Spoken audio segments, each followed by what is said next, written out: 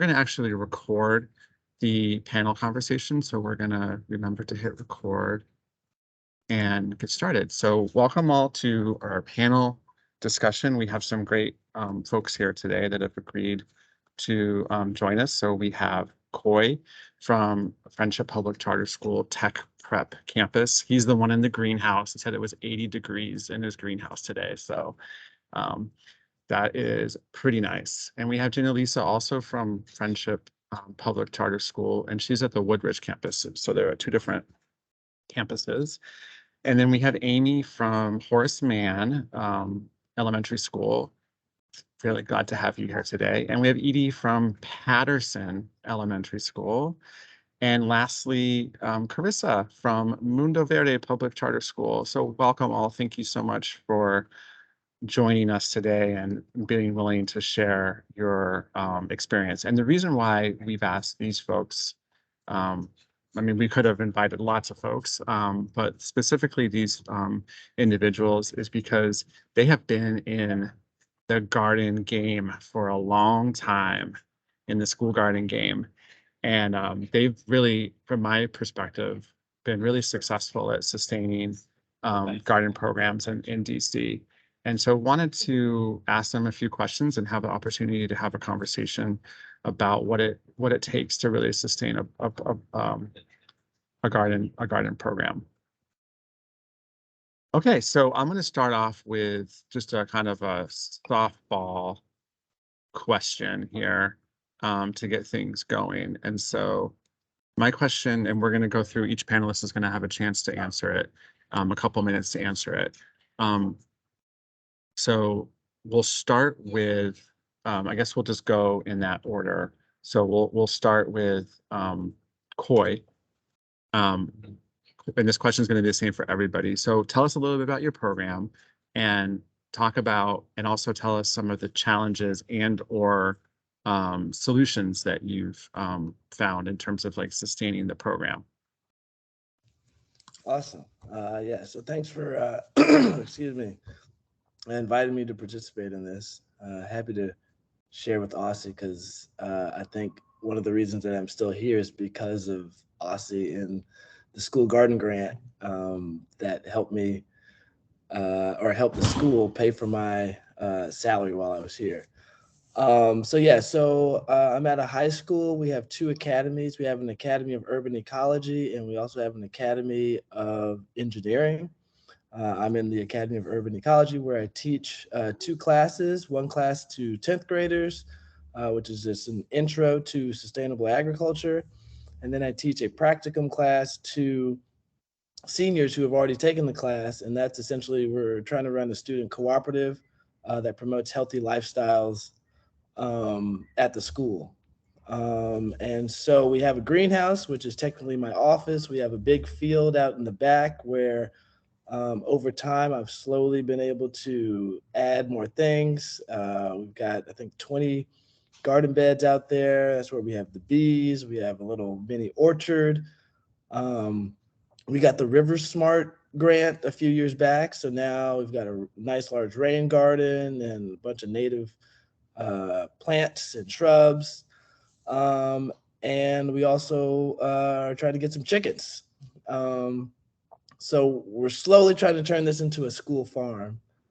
And yeah, so again, one of the things that I think would be one of the benefits is having someone set to do this work. I've heard at different schools that have like the biology teacher or the math teacher, they have to also be the school garden person.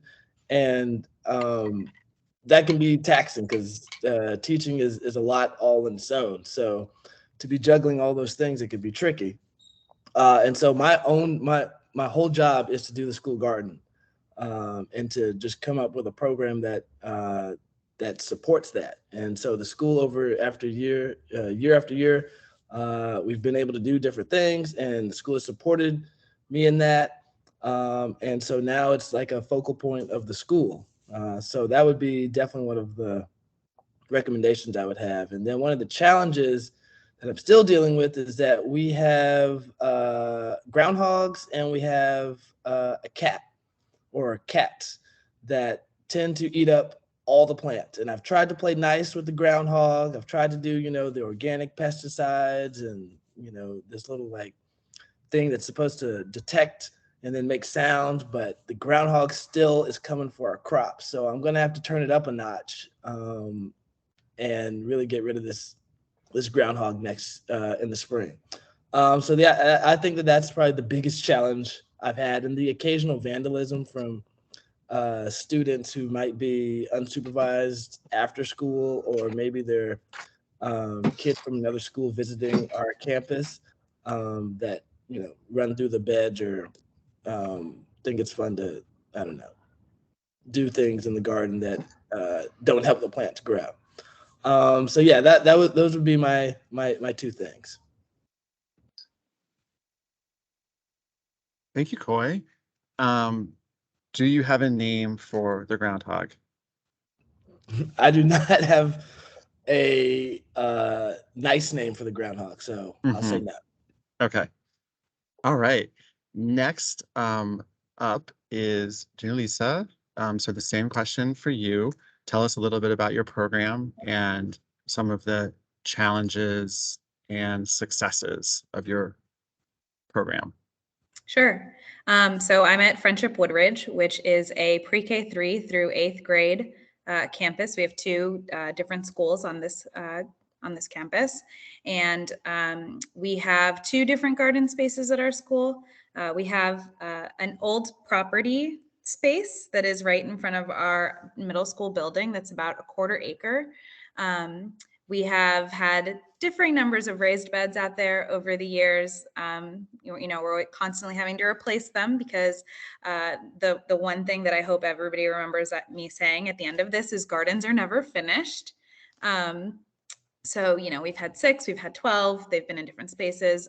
We grow directly in the ground as well. We have a small fruit orchard. We have a 3-bin compost system, the Compost Knox system.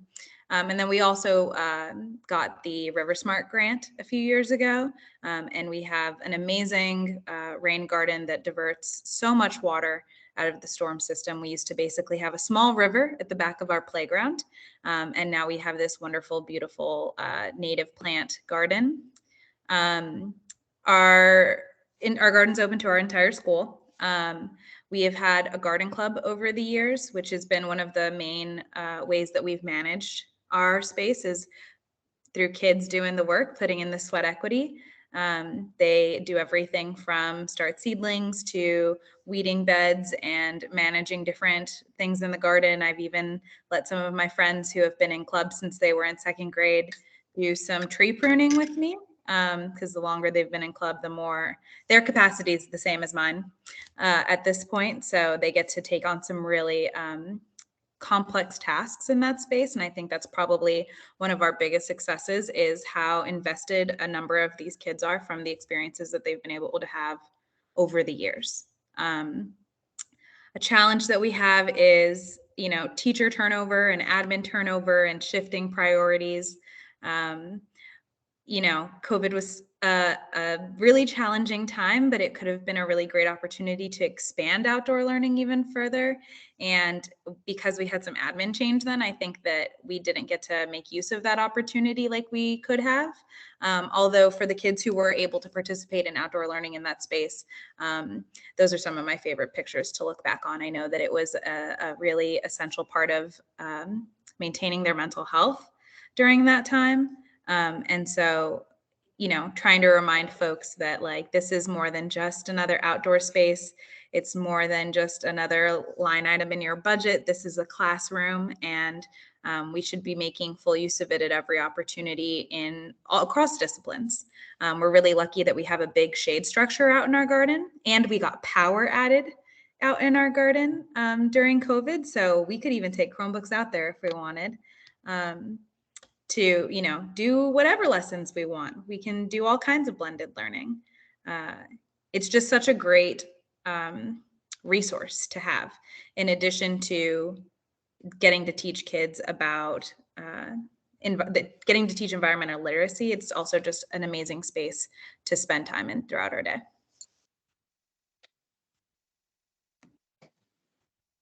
Thanks, Ginaelisa.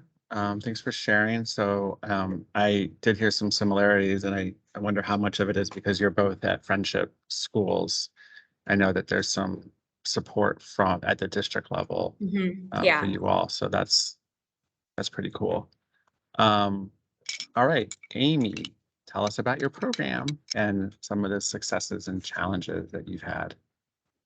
Sure. Well, Mann is a DCPS elementary school, and we've been doing, school gardens for over 30 years. It's kind of ingrained in our DNA at this point, I think. But we established our farm to school program in 2010 when the school garden coordinator position was established in DCPS schools. And I've been that coordinator since then. Our science program has also been established for over 30 years, and we have formalized our environmental literacy plan as of 2019 when I took part in the environmental literacy leadership cadre program that OSSE offers. So, we've kind of got our ducks in a row. We have nearly 400 students pre-K to 5, and our early childhood learners in pre-K and K, they have a weekly farm to school class, and K also has a science class. So we have farm to school and science running in parallel. And then this year, our grades 1 to 5 are rotating into a farm to school block during one advisory during the year. But then they also have their science class throughout the year. And during science is really when they can complete their next generation science standards. So as a garden coordinator, I have a little bit more freedom. I don't have to stick to standards because I know that's being covered in our science classes. Mann was also modernized in 2014, and so many of our outdoor learning objectives were served by the design in a LEED certified gold building. And our campus is in Ward 3 and adjacent to American University, and it includes about 80% of a city block. So we know we're very fortunate that we have a lot of property around our school. So our outdoor facilities include the soccer field and track, and then we have 2 playgrounds, a forested hillside, and then 8 different learning gardens. And in addition to that, as part of the modernization, we have a geoturf courtyard. So that's a year-round use kind of turf. We have a rooftop farm with an adjacent learning lab. And we have interior space in our atrium where we can do indoor growing during the winter. So we're well equipped for year-round growing, as well as, getting our students outdoors throughout the day. And actually, in visiting our school, you would see that we intentionally planned on the first floor that all of our laboratories, our science, our art, our library, even our performing arts, they all have doors that go to the outdoors so that we can go in and out very liberally. I think what's unique about our program is just the number of farming experiences that we can offer to children, from, traditional raised bed farming, urban ag kind of farming, with the addition of hydroponics that we do on about 20 tower gardens that we have. And we strive to make the connection between, how to grow food and eating healthy, using homegrown and locally farmed foods, through our salad service that we grow our own salad, we serve our own salad, and we also have a seasonal farm market from local farms. And we've been sustained financially by the support really of our PTA. Also, we have family and neighborhood volunteers, and through our school garden internship program, which is largely a collegiate one with American University. Although we have also supported teachers in transition, people who are interested in getting into farm to table. And of course, we've had some grants throughout the years, but largely our PTA is what supports our program. And I guess a challenge, I think the success, let's talk about the success. I think the success of the program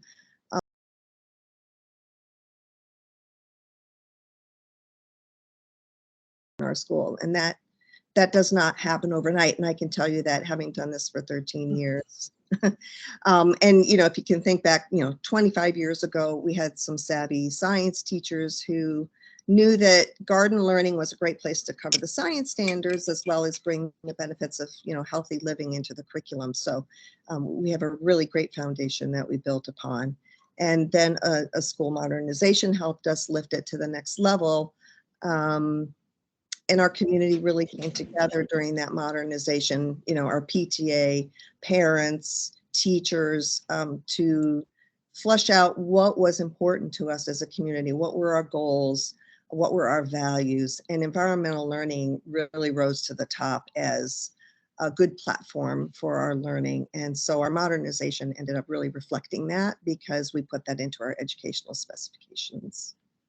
So it's been 13 years that I've been here doing this, and I would say it's still a work in progress, right? It's like the garden's never finished. It's still a work in progress. And of course, we've had the setbacks with COVID.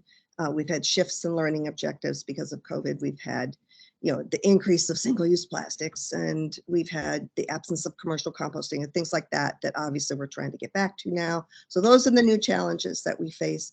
We're trying to get back to where we were prior to COVID, and I think it's going to take some time. We're under new leadership. Our champion principal has retired, and so we have new leadership. So they're learning the ropes and finding their way. So those will be some of the new challenges for us. Thanks, Amy. Thank you for sharing. All right, next up is Edie from Patterson Elementary School. So same question to you. Tell us about your program and the challenges and successes that you've had. And before you get started, I just want to also say to folks, if you have questions, you can put them in the chat. And after we go through this round, we're going to have a few questions that have been asked during registration, and then we'll open it up to your questions that are in the chat. So if you think of something, put it in. All right, Edie, you're up. All right. And hello, everyone. I think of all the schools, my school is the youngest school garden, how would I say, initiative. We are teachers. And about 6 years ago, I went to, out of curiosity, and finding ways to engage our students who are very, very active. I stumbled across a program that OSSE was doing with gardening. So I went during the summer, and I was very, very impressed. So I took the ideas to the school, and I shared with my colleagues, like, look, we need to get our kids outside. And so with a lot of collaboration, a lot of challenges, I got other teachers involved, and they begin to see that, yes, we can do this. We can have our kids outside. We started the garden. We do not have any garden spaces like that. Our building is, by the way, I'm sorry, it's an elementary school. We have pre-K 3 to 5th grade. And it's tight. Even it's a big building, but it's tight. We don't have land that we can like grow things. So we had to like, what can we do? So we do have raised beds. And when we started the first few years, it was basically funded by us teachers. I'm a classroom teacher, by the way. And so we have, we've had teachers, special ed teachers join us, our teacher join us, various areas. And we all come together and have the kids actually come. So we have the raised beds. We're able to like educate our kids. Like, this is where the food that we eat comes from. This is how it's grown. You like potatoes, it comes from potato chips and things like that. So our goal primarily was to educate our kids, also find a way to expose them outside where they can calm down and be engaged in their learning. So that has been and will continue to be our goal. So we have raised beds, and we've extended from the back of the building, the cafeteria, to the sides. Wherever we have space, we have a little bit of space, we use it. So it's been funded by teachers, and we do lessons outside. And one thing that after the first year, we realized that kids were really, really engaged. The kids that would not sit in the classroom for long were sitting outside. Mm-hmm. So, and that's one of the benefits that, I envision. It's an initiative. We want to engage kids. Once they occupy, we can get their attention, and they're doing it themselves. So we started having the kids actually plant the seeds and see how it grows. So over time, the kids, they bought in. So it helped us with the behavior, and the kids were learning and the kids were engaged, and we wanted some assistance.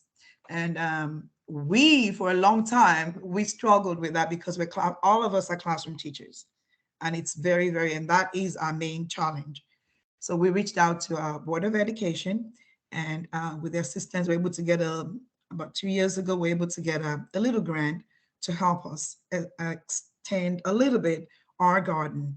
And mostly what we grow is vegetables, and then we started to do herbs 2 years ago. So we're still working through that because we don't have space, the kids are always like running into it. So it's taking a lot of education, helping them to understand that we have to maintain this. It looks good. We want to continue to eat, and we eat it. So we've had taste and tell. We've had parents come in. We've had conferences around the garden, and we have parents sit down, and parents actually praising the effort. So we're trying to bring the community in. And then we had COVID. And surprisingly, during the COVID period, we did have a lot of participation. We had a lot of produce, and the kids, even though there were not a lot of them, they were able to engage more. So we had a lot more activities outside around the garden area. And then we have picnic benches. We have a whole lot of things that we can use outside to sit down and not just do the gardening, to actually do art outside. We do PE outside. So it's been very, very rewarding for us. So hearing our other participants here telling us 13 years, 30 years, I'm like, okay, we can do it. We can do it. So our challenge is the manpower, because we're teachers.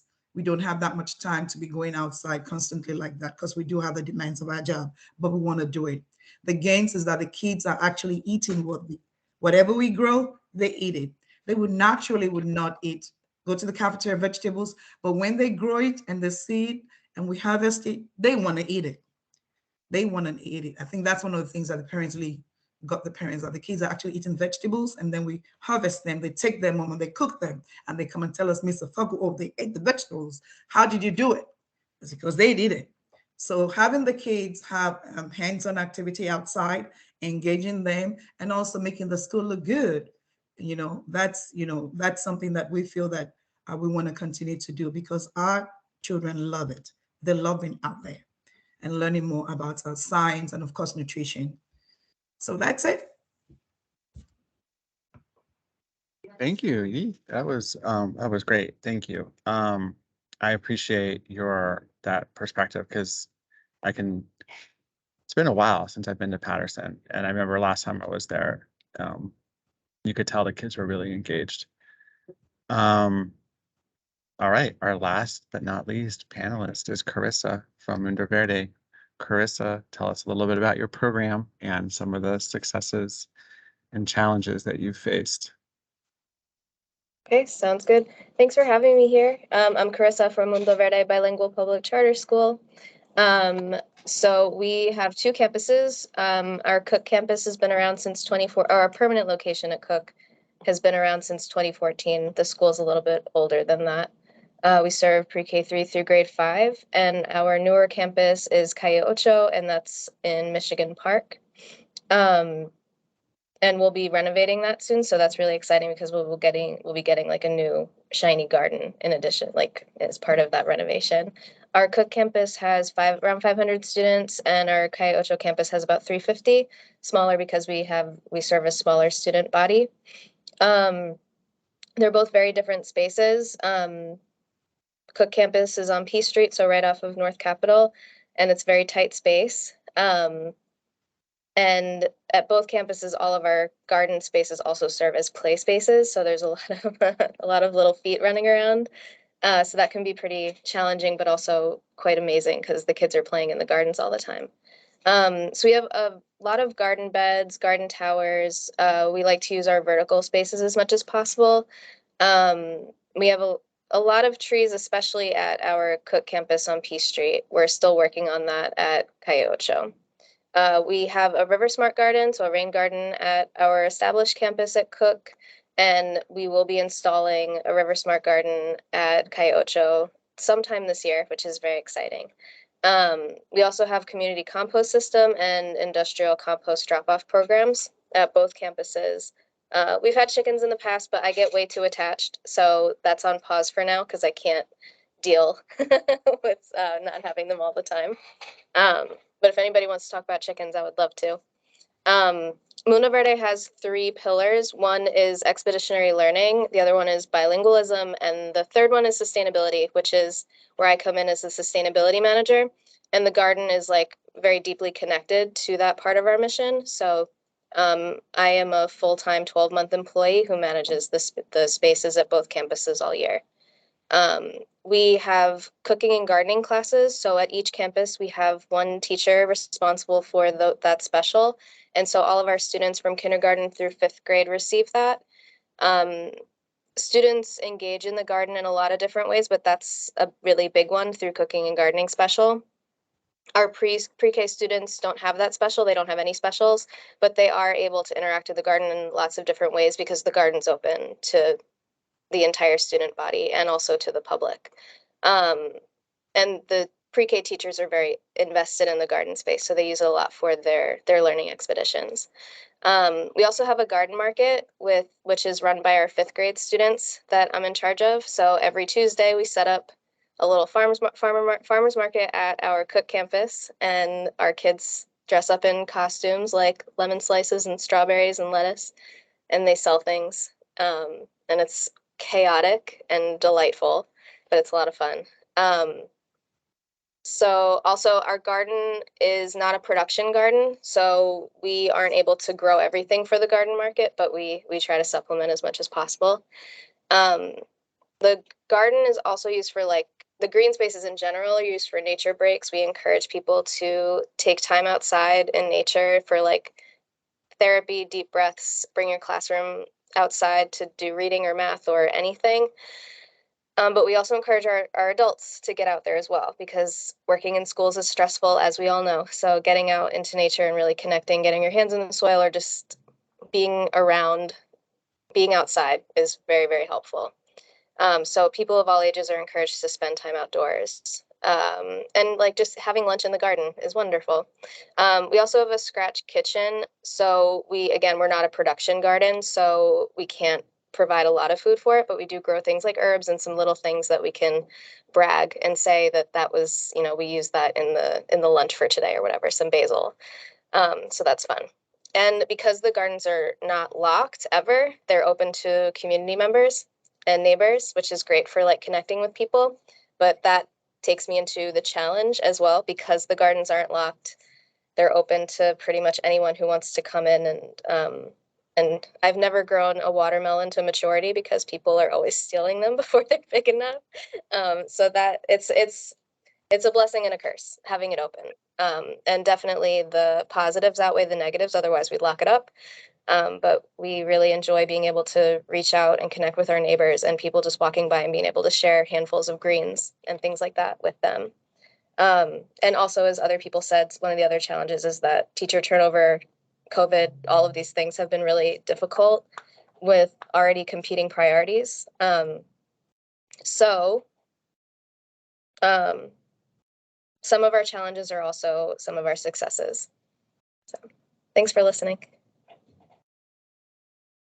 Thanks for sharing, Carissa, and thank you everybody for all that great information. I have 3 pages of notes from that, so thank you. That's great. So the next, we do have some questions from people that are on the call that they asked during the registration, and so I'm going to hand it over to Sam E to facilitate that, and then also an invitation for anybody that does have a question to put it in the chat, and we can do our best to get to it. And this will be for any panelists that feel like they want to respond to this. Please, you can respond, but if you don't have a response, don't worry about it. It's not like everyone has to answer, but all right, Sammy, you're up. Cool, thank you, Sam. So our first question is, how do you structure garden lessons or plan with teachers/classes? And as a follow-up to that is, what are your strategies for summer maintenance? So it's almost a bit of 2 questions there, but I'm gonna put that in the chat as well.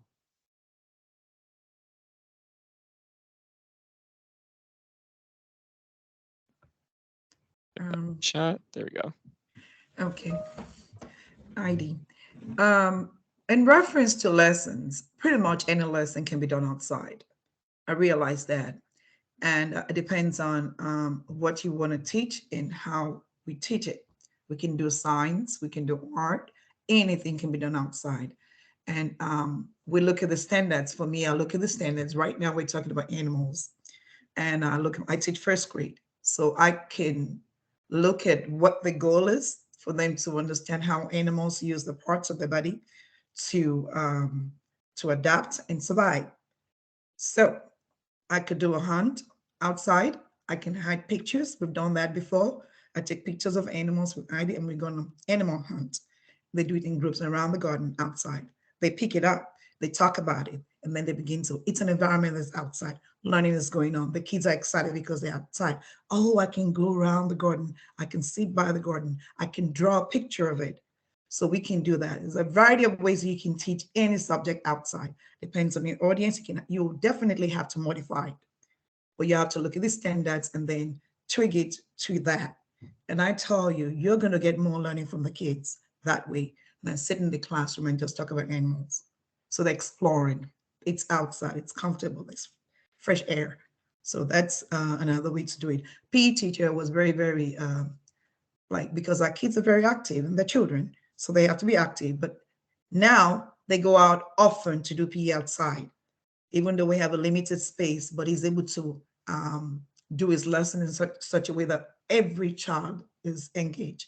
They're doing exercises out. Some parents come and do about 2 years ago, they were doing exercises outside around the garden area because there's it's not just want to see nature, so we can pretty much do anything outside.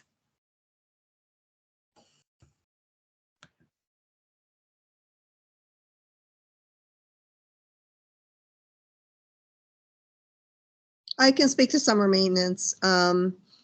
Couple of things. One, I mentioned earlier that we have a collegiate internship program. So I usually have at least one college intern in the summer months that is here to help really with maintenance of gardens. As well as I try to keep some families engaged, especially with our tower garden farming or rooftop farming. We try to keep it running during the summer and give the produce to charity. And it's families love to stay connected to the school in the summer if they're in town. So parents and kids come together and they do some chores, and everybody has a good time with it. In addition to that, though, I've also participated, and you got to hit a lot of different bases here. So I've also been doing the Shared Roots, which is the DPR program. So I have I give garden space in exchange for hands in the garden, and I also work during summer. So I reduced my schedule, but I'm here year round.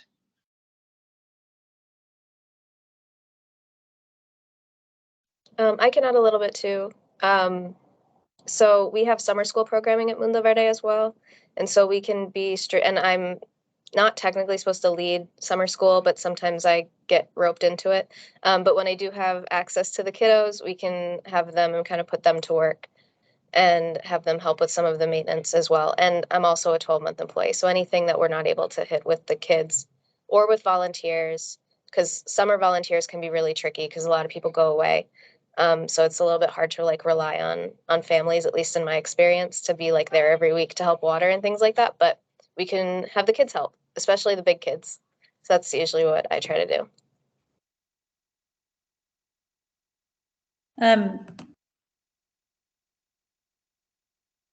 I wanted to speak a little bit to the summer maintenance as well, because that is a moving target for us. In the past, I've done summer enrichment. I'm a special education teacher. I didn't mention that earlier. So I'm not a 12-month employee. Whether or not I choose to work in the summer is up to me.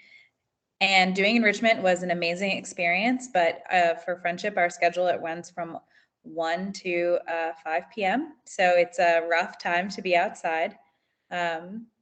but it was still a great experience. And, you know, I haven't done it in a bit. I'm considering doing it again. But in the years that I've taken off and we haven't had one of our amazing service members, one of them who's on the call right now, who has helped us cover some gaps in the summer when it comes to watering, which we are always very appreciative of. We also pull back a little bit in the summer, which is hard to do because it's the growing season and you want every bed to be full and you want to grow, you know, as much produce as possible. But over the past couple of years, I've just kind of realized, you know, if it gets out of hand and there's just not enough folks who are able to volunteer, if I'm not able to come in, then it's not worth it because it sets us back for fall growing.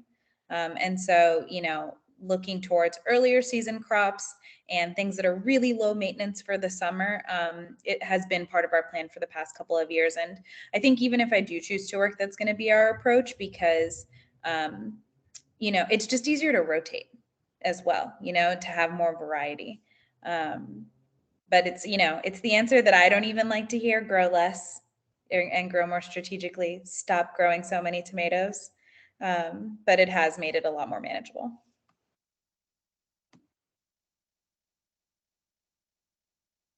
I can also speak to how we approach the curriculum a little bit.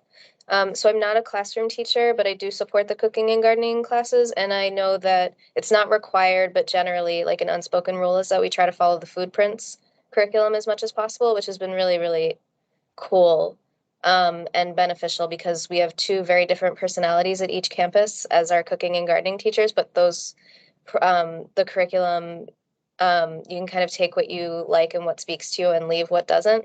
So that's been really helpful. So I don't know. And there's like a lot of free curriculum out floating around in the world as well. So like there are a lot of resources if food prints isn't your thing. But yeah, and then just really trying to connect our like Edie had said, you can connect pretty much anything to outdoor learning. You just have to think outside the box a little bit.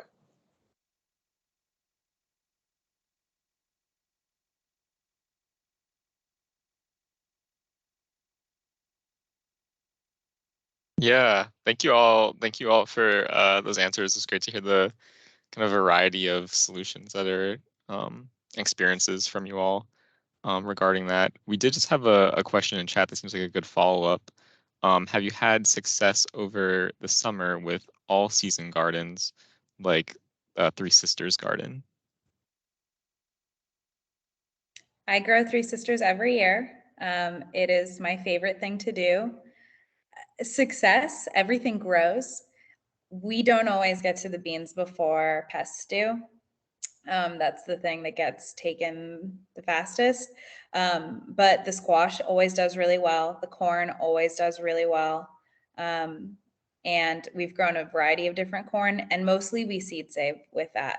We have a few that we've taken that, you know, we'll eat fresh in the summer, but, you know, because we do it every year, and we grow some fun varieties and things end up just like naturally crossing. Like we like to see it do a lot of seed saving. And then those are used for like educational activities as well in the school year, like sorting activities of colors of corn kernels with students and counting and things like that. So, and the squash, we've done a bunch of different varieties. We got seeds from Slow Seeds a few years ago, and we got coconut, which was delicious and amazing. And we use that for taste tests like well into the fall. They got cooked in classrooms by our service members, and I love doing Three Sisters. I think it's one of the like most worthwhile intensive things to do, and we do it in raised beds, so it doesn't even take up that much space. I get 8 mounds where I grow the corn out of, and you know, just strategically place the beans and corn around it, and we get a pretty decent harvest just from a bed.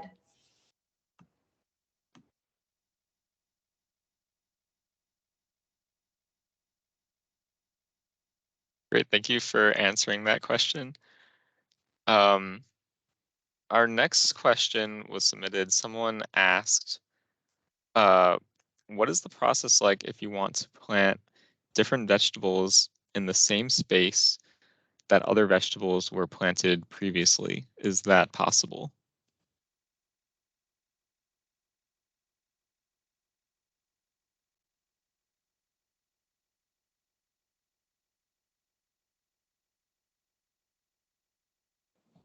And I kind of I can assume go. here, I just want to chime in. I'm just thinking about this through the sustainability lens. I'm assuming this is thinking about how to have a continual kind of supply, like not have beds that are empty, basically. That's how I read this question, but I could be wrong. Sorry, go ahead, Carissa. Yeah, no problem.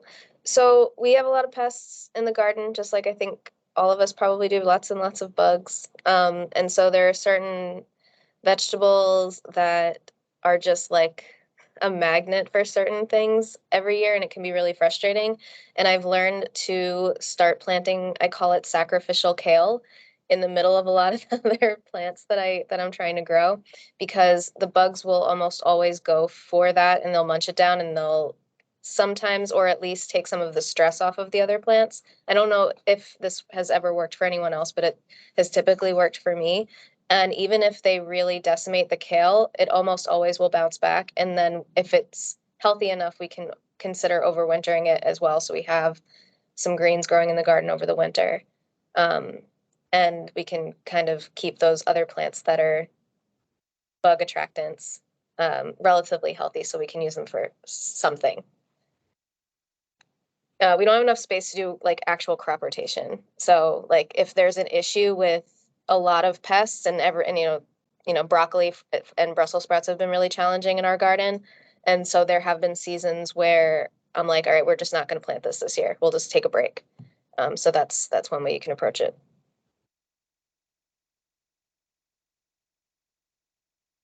I would chime in on the crop rotation thing, which I successfully do in raised beds as well. I mean, I just try to move things every year, and so we can replenish the soil.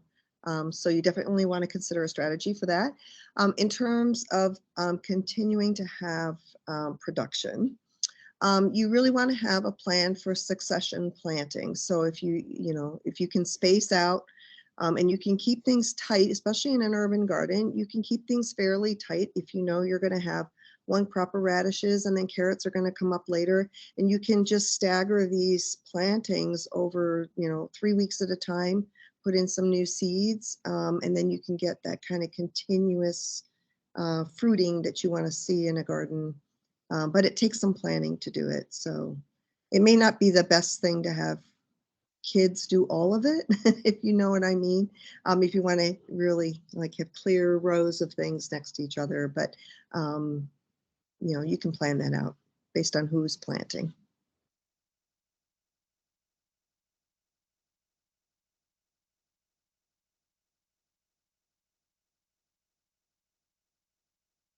Great, thank you both for those answers. Does anyone else have anything else to say before we move on to the next one? Okay. So this next question, let's put it in the chat. Do you think there is a shortage of green space accessible to your students or other populations in DC? If so, how could supporting organizations make positive changes?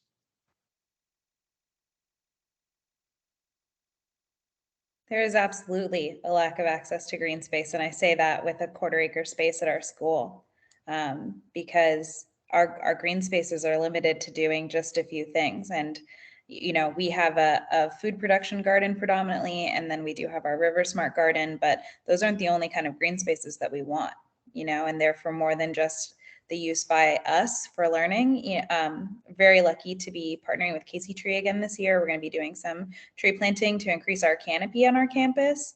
That's going to be a benefit to us and our neighbors and to all of the critters that we share our space with.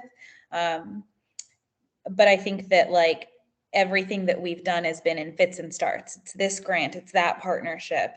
And while I think it's important part of sustaining school gardens from the perspective of folks in schools, I think that getting continued long-term support from those organizations as well, so that it's not, oh, that's the school we worked with this year and the place that we installed that garden 5 years ago. It is really important to me. Like I want the follow-up that is going to help us sustain over time, and that the organizations are the ones who do that, especially as the classroom teacher. Like I don't get to spend as much time as I like pulling on those organizations to say, hey, you told us that you were going to come check on our garden twice a year and you haven't done that. So the combination of like having more diverse green spaces for more purposes, I think would be wonderful. And then having those organizations have a long-term plan that they are a part of, so that, in 10 years, organizations who installed our garden don't come back and look at it and say, what happened? We didn't know that this wooden fence that we installed wasn't going to be in great shape down the line.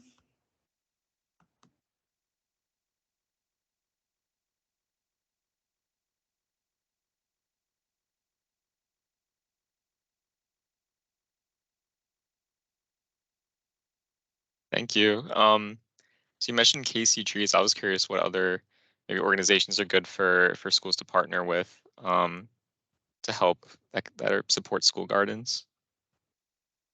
Anyway, and any of the panelists can answer this. We've partnered with Washington Youth Garden as well, in a number of their school partnership programs. Food Corps. I consider OSSE a partnership. I dragged Sam out to our garden one time and he was like, put more trees there. And I was like, why didn't I think of that?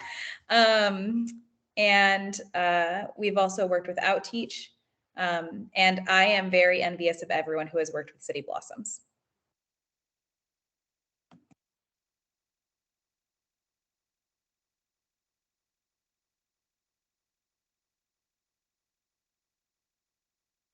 Great, thank you. Does anyone else have anything they'd like to add to answer this question?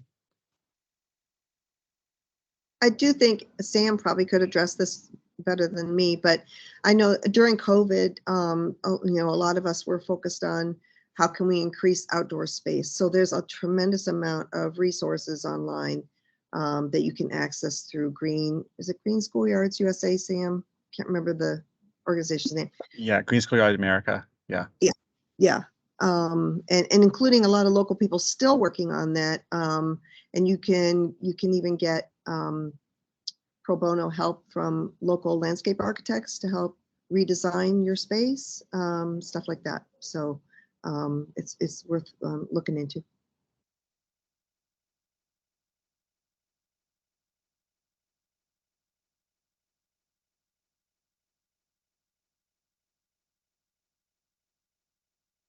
Great, thank you. Okay, I think we'll move on to, we have one more question from that people that have just been submitted to us. So we had the MLK Day of Service was just the other day on Monday, and we know that there were many garden programs and just other community gardens doing service work, volunteering on that day. So how is your school garden program serving, and we've touched on this a bit, but how is your school garden program serving your school community or the greater DC community?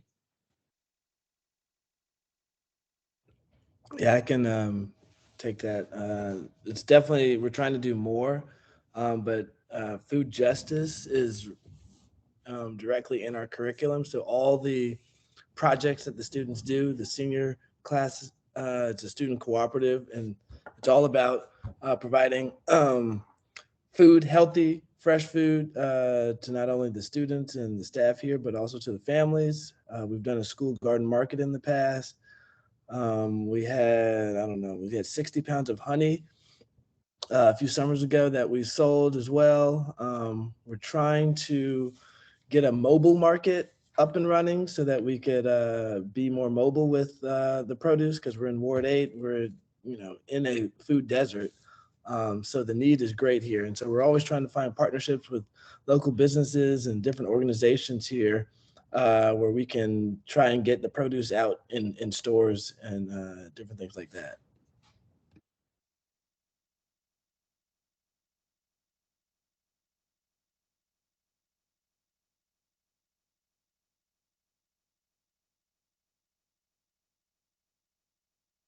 Thank you. That all sounds really, really impactful for the community and cool initiatives and really great. Does anyone else have anything they'd like to share about community impact, either just like at the school or at large in DC? I would speak up to say, yeah, we have our school farm market. It's seasonal. And we do it on Saturdays so that we can connect with our neighboring communities. And then we also have a CSA program that is for our families, so they can pick that up on Friday after school and take home fresh produce directly from our market. And then I mentioned earlier that our rooftop farming in the summer, where we have tower gardens and we're growing mostly greens. We've been giving that to Martha's Table at one of their open air farm markets.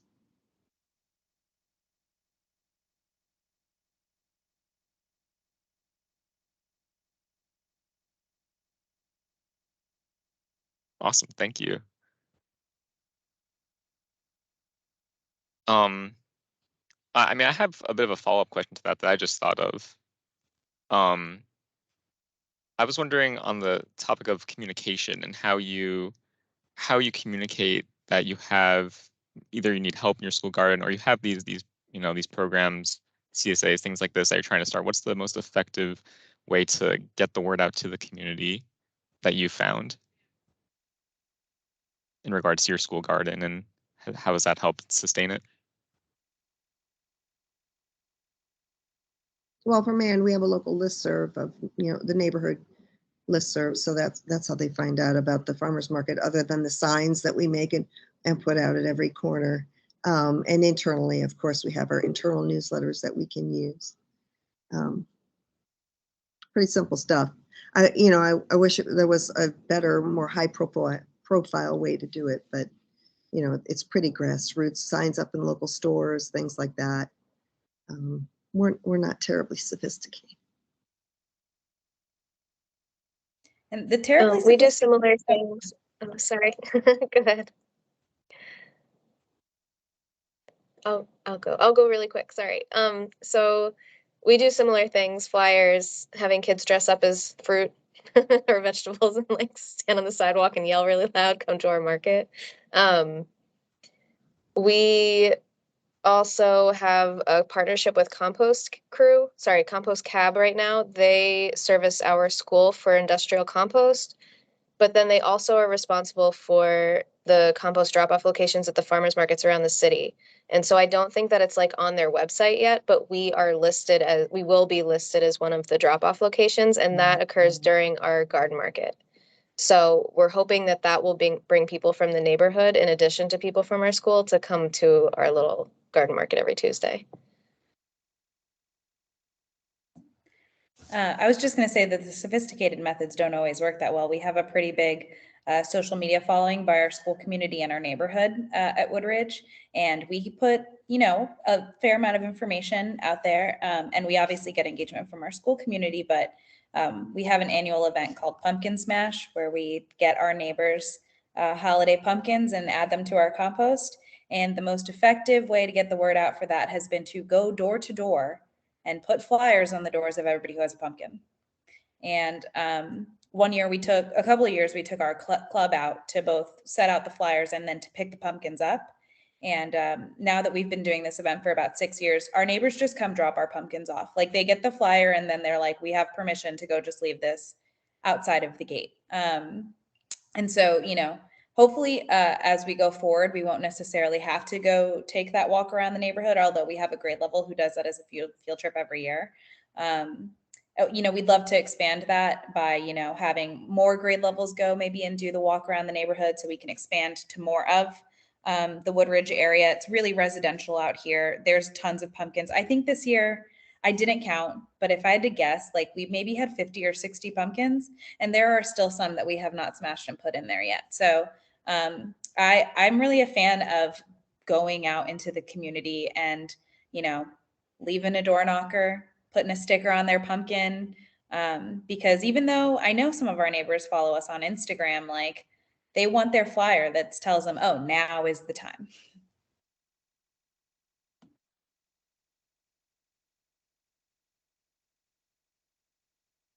Awesome, that's great. I love to hear that. That is a lot of pumpkins. That's wild. Great, thank you. We have another question in the chat. How do you grow food in areas where rodents are an issue?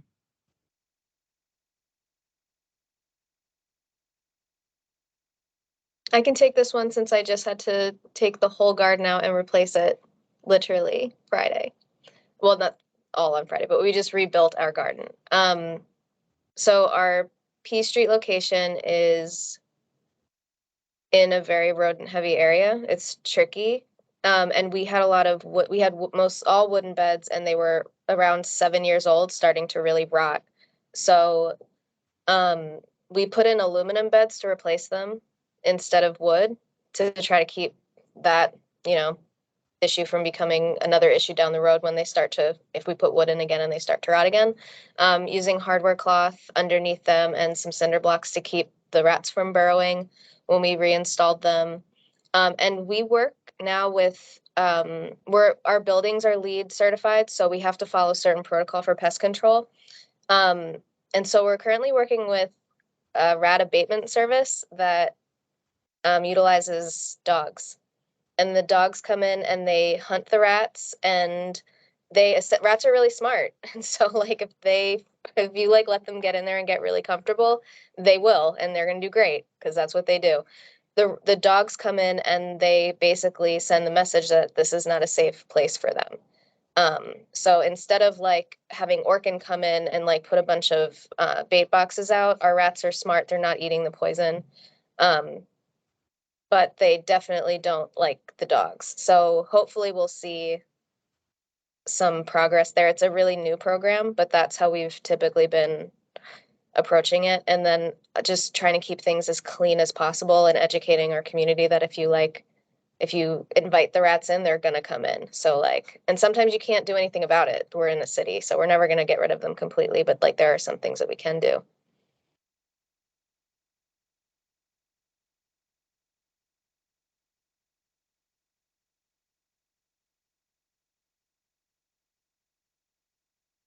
I would just add that it's probably once a year where DGS, Department of General Services, which is the landlord for all the DC public schools, reaches out to me because of some they will go unnamed schools that have lots of rats. And they often usually say as an option to get rid of the garden. And I always push back, and I hope that just from a sustainability lens, like the last thing we want is for gardens to be the scapegoat for the rodent problem that every single major city in the country has. So my one thing that I will say is if that is ever an issue for you, please loop me in, and I'm happy to support you to advocate for the garden not being the place where all rodents in the city come from. Like, and also to help you kind of think through ways to get around that.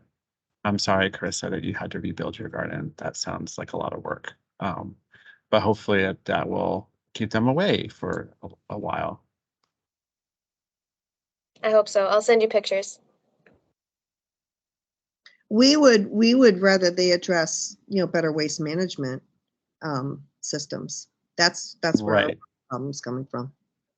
We have a partner in DGS in rodent control who is pro garden, very much wants gardens to be there, and has offered to be supportive and support like thinking through garden placement and just things that can be done to help support. So I don't feel like we're alone, but yeah, there are bigger issues in the city.